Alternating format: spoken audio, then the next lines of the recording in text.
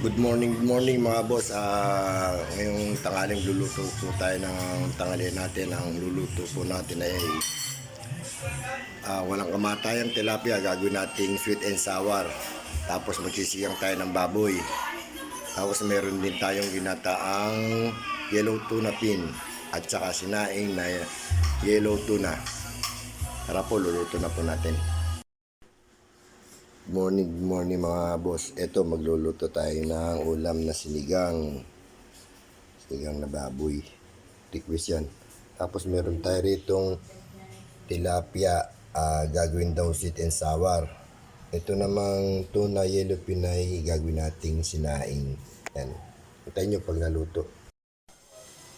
Ito po, luto na po yung ating sinigang na baboy.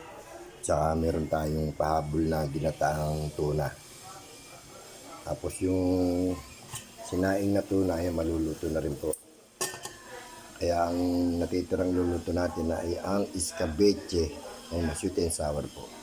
Abangan nyo po. Ito po, luto na po yung ating escabeche. Yan o, sweet and sour, ginataang hilupin, tsaka sinigang. At saka po ito yung sinaing na tuna pa rin po. Good morning, kain na po tayo.